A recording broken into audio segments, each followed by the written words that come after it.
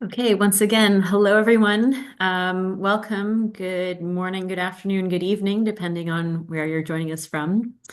Thank you for joining us for this webinar in which we will be discussing supporting outdoor play and learning for children with disabilities. This is a joint webinar between colleagues in Canada and Denmark, so you'll hear insights from both sides. And I should say that my name is Louise. I'm the Executive Director of Outdoor Play Canada, though I'll get to that in a minute. Um, for today's webinar, we're going to start with a round of introductions just so that you get a sense of who is speaking and from where.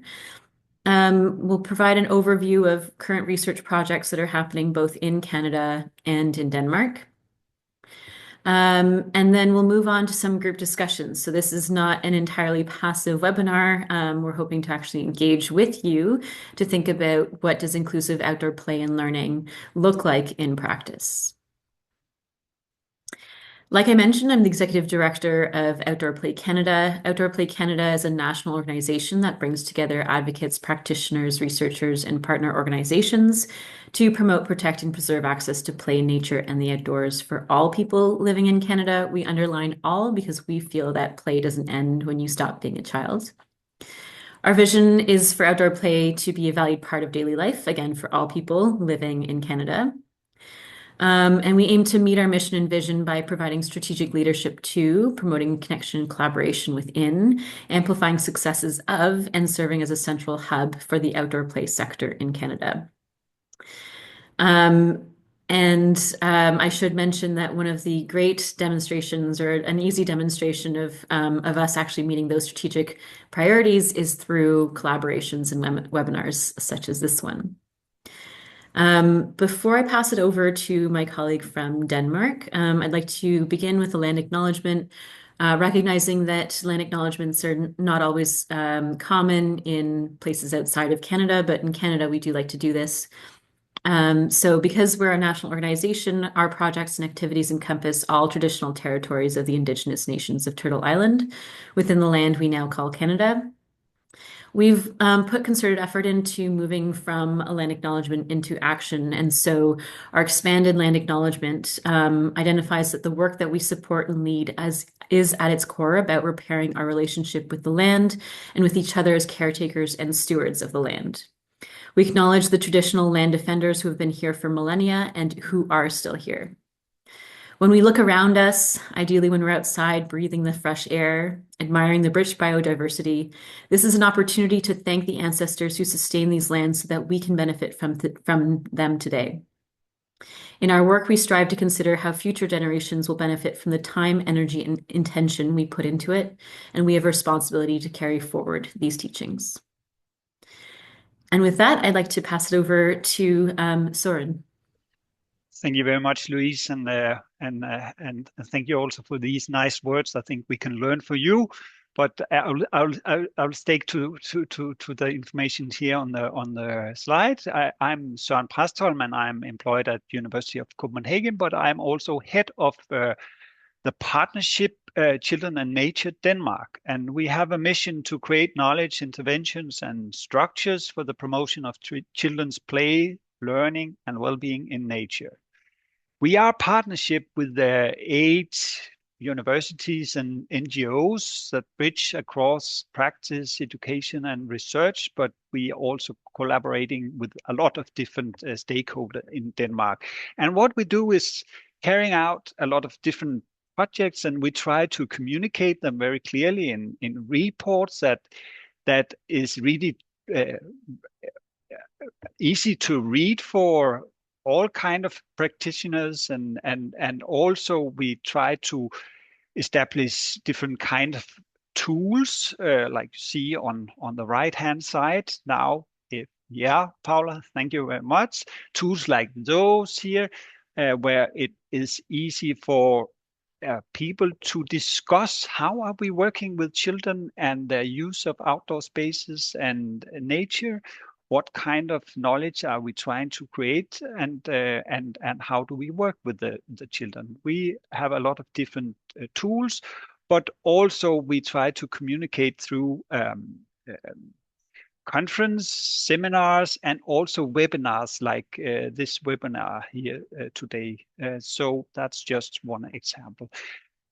And you can find more information on our webpage, but now I want to forward the word to one of our partners, actually, Mads Bølling, who's a researcher and also a team leader at the Center for Clinic Research and Prevention in Denmark. And furthermore, he actually represents two stakeholders and two partners, also via University College and the Program for Outdoor Pedagogy. And he has been working with research in teaching and education outside the classroom for many years, and how this influence the kids' well-being, health, and learning. So, Mads, welcome. Thank you very much, Søren. Thank you very much. And hi, everyone. I like to start with a personal story. Actually, I began my professional journey in general education around the turn of the millennium. Early on, I developed a very strong passion for friluftsliv, the Scandinavian tradition of outdoor life. And back then, there was one blue book, if you go to the next slide, with a dusty front page. And in particular, there was a chapter in this book that caught my attention, with an image of a person being physically disabled, enjoying a summer day at the edge of a lake in a kayak, guided by an instructor. Since this image has remained very vivid in my mind, for me it was a powerful reminder that playful outdoor activities can truly be for everyone. And if we go to the next slide, 20 years later, a spring day in April, this image came to life for me. At a special needs school in Denmark, students glided joyful and engaged through these calm waters in kayaks. However, what you don't see is the support of the students, the support they received from well-trained staff who have overcome very much major barriers, not only those relevant to a general setting, for example, extra staff, transportation, acquaintance with the outdoor practices, but also barriers specific to the special need setting. That is ensuring creative adaptations, assistive devices, structures that make intrinsic outdoor play and learning possible, and so forth. Experiences like this demonstrate the potentials of outdoor learning when it's done carefully and inclusively.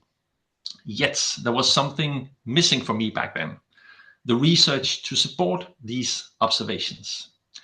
So today we're here to change that and to build a foundation for inclusive outdoor play and learning that is accessible for everyone. Play in itself is defined as voluntary engagement in an activity that is fun or rewarding, typically driven by a child's intrinsic motivation. Outdoor play is any form of play that takes place outside, often characterized by freedom, joy, and curiosity. Research shows that play is vital for the cognitive, physical, and social skills. It contributes to mental health, supports well-being, and promotes a sense of belonging and joy. Also, play can serve as a vehicle for learning, as play and learning are very close, interrelated, and linked. To invest in outdoor active play, that is an investment for the lifespan. So active outdoor play specifically offered unique opportunities by combining both physical activity with social interaction and a connection to nature. In 2015, the PlatoNet position statement on active outdoor play highlighted specifically that investment. So, children, if we go to the next slide, have the right to play. That's very important, as stated in the UN 1998 Convention on the Rights of the Child. And if we go to the next slide, especially we also have the convention around disabled children who have the right of participation in the community. They have the right to enjoy a full and decent life, as also stated in the same convention.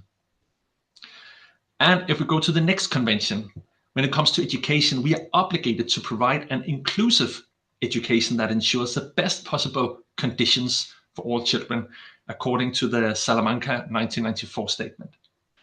So inclusion isn't just about making space for everyone.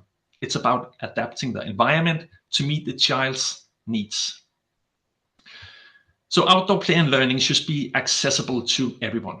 However, creating these inclusive settings requires more than just intentions. It demands thoughtful planning and also resources. The approach may vary depending on whether we are talking about early childhood institutions or schools, or even across national policies. In each setting, we have to consider both well-being and learning outcomes to ensure that every child can thrive. So, today, we are here to hear examples from 2 projects that address inclusive outdoor play and learning in different ways, but with the same and more or less common vision. These projects come from 2 contexts, Canada and Denmark, illustrating how inclusion can take shape across diverse settings and systems. Each of these 2 projects offers insights to the practical ways we can support inclusive outdoor play and learning and create opportunities for all children to benefit from the outdoors. Now, we hear from 2 researchers who are investigating the inclusive outdoor play and learning for children with disabilities. First up, we have Dr. Megan James, who is a postdoctoral fellow at the Children's Hospital of Eastern Ontario in Canada. Her current research focuses on movement behaviors in the early years with an emphasis on supporting inclusive active play for children with disabilities. Megan, the word is yours. Great. Thank you so much, Mads. And thank you everyone for being here today. So over the next 5 minutes, I'm going to be giving you a rapid speed overview of a 4-year project that we are currently working on at the Canadian Centre for Outdoor Play. And this project is called the Sending Preschoolers Outside Project, or SPROUT for short. We can go to the next slide there. Perfect. So like I mentioned, this project's being conducted at the Canadian Centre for Outdoor Play. This is located in Ottawa, Ontario, Canada. And this is a collaborative center. We work with Outdoor Play Canada, so Louise, who is here on the call, researchers at CHIO, as well as staff from Andrew Fleck Children's Services and Algonquin College, which is the local college in Ottawa. So the two main objectives of the Sprout project is to first understand how a nature-based childcare center may impact the health and development of children, as well as how nature-based childcare can impact educator health and well-being, as well as parents and attitudes towards outdoor play. A secondary objective is to understand and examine the acceptability and feasibility of nature-based programs for infants, toddlers, and preschoolers of all abilities, and to do this by looking at the perspectives of children themselves, parents, and childcare staff. So, recognizing the importance of inclusion, we recently were successful in obtaining a grant to extend Sprout to be focusing specifically on children with disabilities through the Sprout ABLE project. And through this project, we're really looking into taking a deeper dive into the barriers and facilitators, both at the physical and social environment level, that are faced by children with disabilities in the outdoors. And this is a collaborative project where we're working with researchers, community partners, and parents. So before we kind of got started on this project at the Canadian Centre for Outdoor Play, we wanted to first work with community partners who are already looking at inclusive outdoor play in the early years. So the first project took place between March and June of 2024.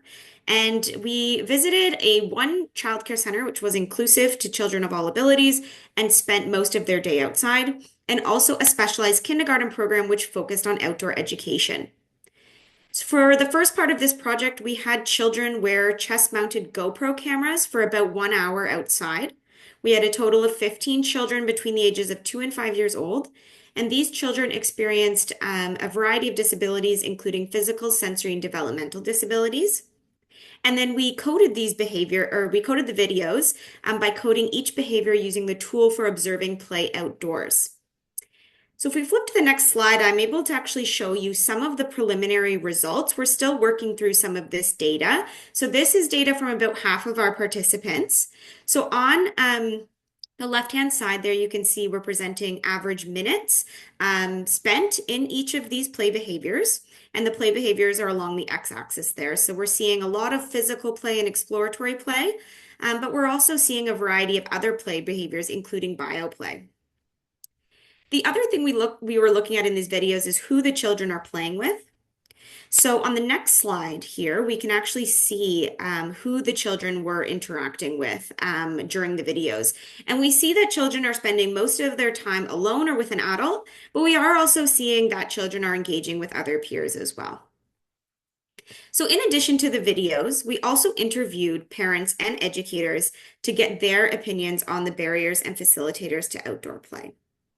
So if we can just flip to the next slide there, Paula. One back.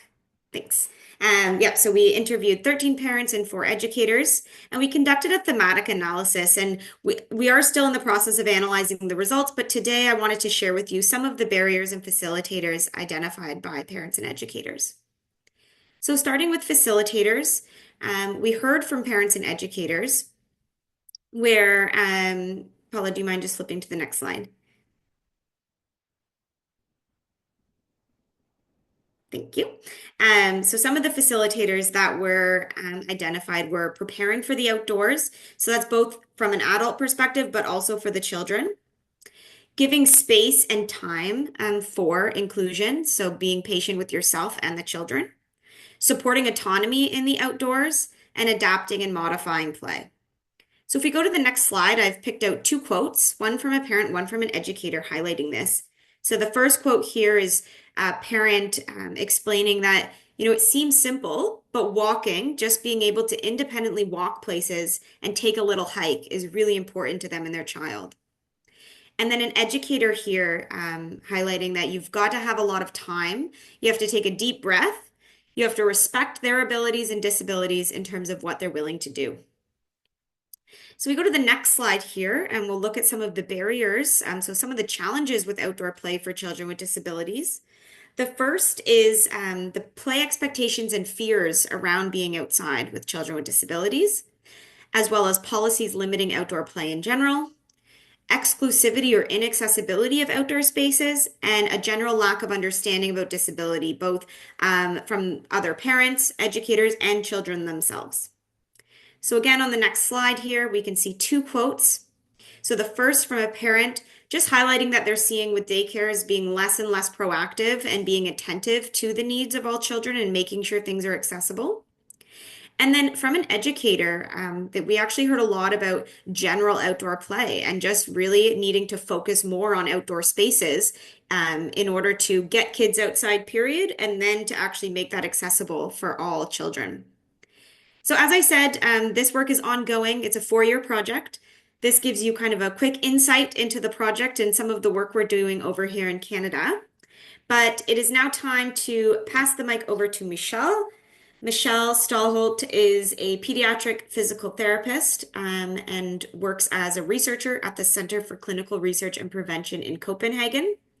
Her research focuses on learning in the outdoors for school-age children with disabilities, and she's going to walk us through a research project being conducted in Denmark. So over to you, Michelle. Thank you, Megan. Great to be here. Thank you also for your interesting work, Megan. So I will provide you with a short overview of our Danish Move Out Special project. It's a 3-year project, and we have about 1 year left. And it takes place in special needs education settings. Yes. So in this project, we see outdoor education as the process of learning and teaching in the outdoors. And in particular, we are interested in the concept education outside the classroom, which takes place in a natural or a cultural setting outside the school buildings. And it takes place during the school term. So the overall objectives of Move Out Special are to map the current knowledge we have of education outside the classroom and also to adapt and develop good practice principles and to pilot test these principles, all in special needs settings. And today I will just talk about the mapping and adaptation part. So last year we did a survey in all special schools in Denmark, and we found that regular education outside the classroom is used in 57% of the special schools, and also that it's mostly used in the younger age groups and in schools serving children with mild general learning disabilities or specific learning disabilities. And it's mostly conducted by teachers and social educators.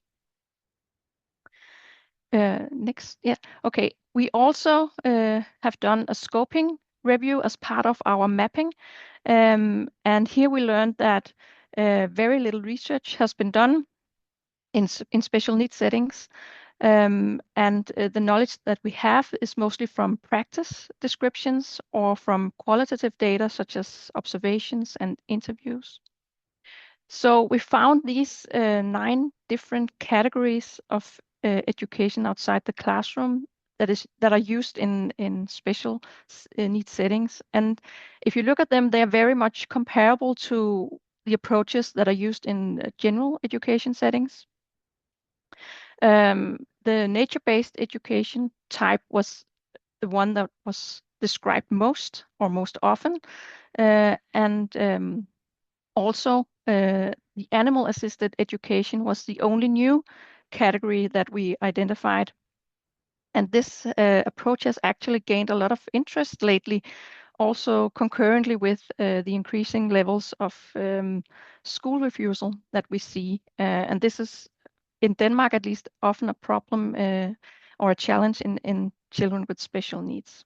So this categorization shows us that many approaches can be used to support learning outside the classroom for these children. Okay, next slide. Okay, so even though the approaches or the activities are similar in general and in special needs education, special needs education is unique in the way activities are modified or adapted to suit the strengths and challenges of each individual student. So in the picture here on the right, you see that the girl with special needs, she may need to be supervised to stay on task or to be encouraged to continue if she has difficulties using the waste collector. And next slide.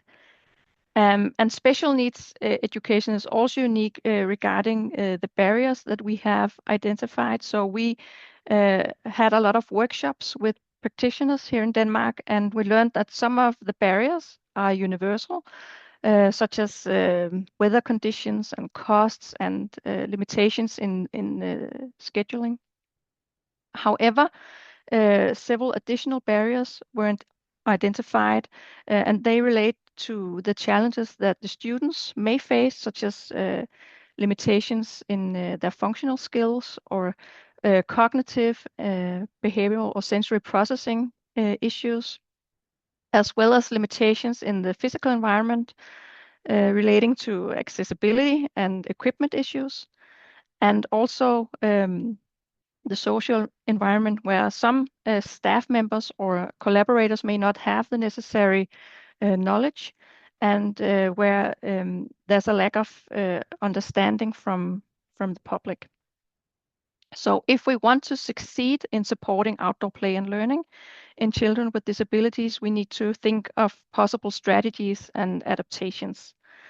And I will just briefly touch on some of the strategies and adaptations that we have discussed with our practitioners when the students experience, for example, cognitive or motor or sensory challenges. So in the case of cognitive challenges, visual structure, routines, and preparation are very important.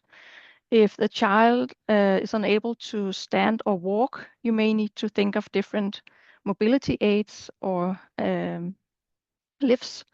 And if the child, for example, has a tactile sensitivity, he can use gloves, and as in this picture, to be able to peel and cut the vegetables.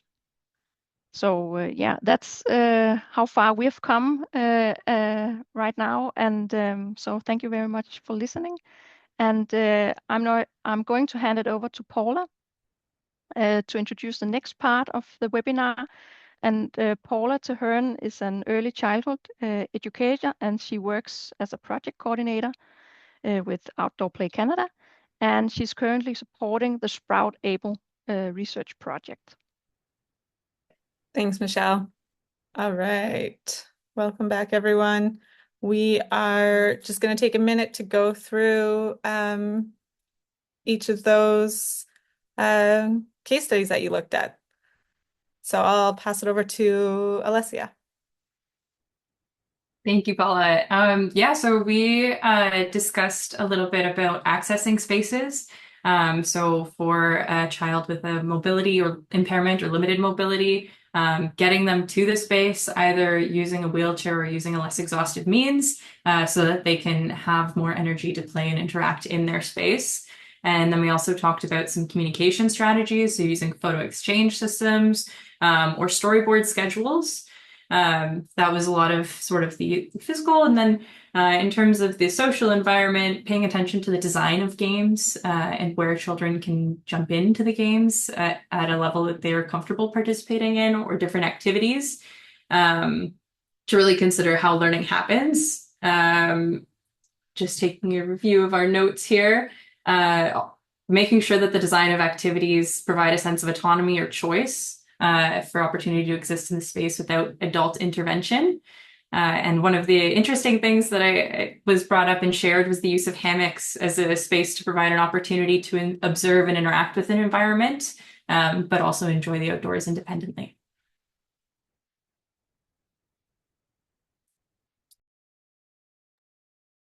Pass it over to Amy. Amy Jo, sorry. Thanks, Paula. So we were discussing case 2, a girl named Sarah who was autistic, and we had some really good suggestions for her sensory needs. So someone suggested, if she's sensitive to different light and textures, we could use sunglasses to make sure that she's protected from the sun, maybe a tarp or a shade if it's a high sun area. Paying attention to the different sensory things that are overwhelming to her and how we can buffer them, maybe with gloves, like Michelle mentioned. We talked about there's certain things that she's very comfortable and interested in indoors, things that she has a lot of frequency with, and so bringing some of those things outside so that her comfort level, there's a connection to those things that she's very familiar with.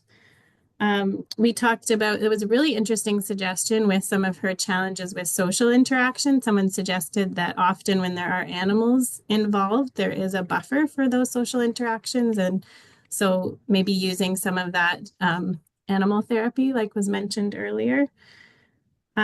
We also talked about the social part about transitions and just making sure we're looking at the daily schedule. And someone suggested that having the same time going outside every day, even if we're going to extend the playtime, just making sure the time that is built into the schedule is the same every day for consistency, and then allowing the children to play longer if needed, but making sure that the timing is the same every day. We talked also about having familiarity of adults or children that she's comfortable and familiar with go with her into the space if it's a new space outdoors and she's not as comfortable and familiar, having people that she knows that she's comfortable with. Perfect. Thank you. I'm going to pass it to Michelle. Yes, thank you. That went by really quick, so I'll try to wrap my head around the things that we talked about. So we have this case of a 4-year-old Emily with a visual impairment, and some of the suggestions that we had was that they should go to the same area outside so that she would learn and feel safe in this environment and get to know this area, and maybe also use some bells or other auditive clues, and have a rope or a carpet for boundaries so that she would know when she was in the right or in the right area. And also that preparation and predictability is important for all 4-year-old, so she would also benefit from that. And maybe also it says that she has some sometimes misunderstandings in her communication, and that a communication board would maybe be helpful for her as well. And yeah, we also talked about really that we can talk a lot about the barriers because there are many barriers, and that we need to consider what the teacher needs and then take it from there. I think one of our participants said, and then setting up and preparing the environment and think about all the children and all the different needs that they have at the same time. So yeah. Thank you. Mads, if you could give us a real quick overview of Yes, some I can do that. Thank you. The case with Charlie, who's a 3-year-old boy who's deaf. So we talked about what we can use of the tactile activities in the institutional settings and the outdoor settings. I was impressed about an example of using clay on trees. And also we had to maybe construct situations where the other children in the kindergarten or in the daycare situation was inspired by Charlie because he was very into artistic works, and also a good idea about taking photos of Charlie in action outdoors and hanging them up outside so others could see them for inspiration. So Charlie could be a point of interest in order to facilitate friendships, if you can say so, among 3-year-olds. Thank you. What's helpful about mine is that I think there are a few examples that have already been given that apply to Avery, which is neat. So Avery is a 2-year-old boy without a diagnosis, has very few words, but really enjoys story time and can engage in listening to stories for a long period of time. And so given sort of these communication challenges, some of the suggestions of the physical environment, we're having a physical schedule similar to what others have said before, using those communication boards. Also, the idea of using like a physical communication board as opposed to relying so much on tech, I think has multiple benefits. So moving children away from those screens and also is a little bit more accessible to those who may have less technological access. Something that was neat was just recommending being outdoors as much as possible to help make him feel included.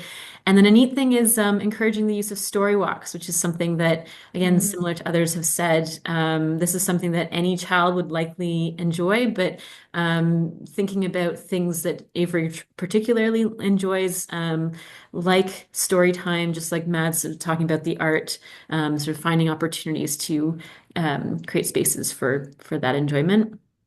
And then social, the pieces are social stories for just helping teach play concepts such as sharing, having an emotional guide to help work through his emotions when they get the better of him. And then also doing things like teaching everyone sign language so that they're all learning a new mode of communication. Thank you. So yes, and we have Logan in the end here, and she is a 5-year-old girl without diagnosis, but she is having very weak motor skills and also very sensitive to sounds and touches and textures and so on.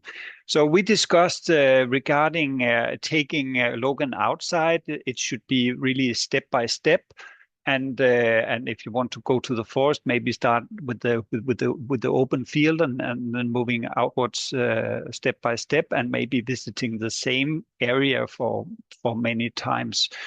And of course also gloves and even noise cancelling headphones could be a possibility. But also I think it was stressed that we should use her strengths. She's very creative and also imaginative, and I think we should also start with the things that she are good at and then build on top of those things instead of just looking at Logan as a problem.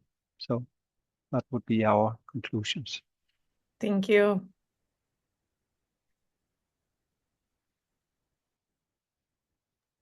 So in the last few minutes of today's webinar, I just wanted to thank everyone for joining us, for engaging, and for our Denmark colleagues for joining us as well and being part of this journey with us. I think this last slide says it all. Inclusion is a journey. We're all on it together. We're likely going to make some mistakes, but we won't know until we try.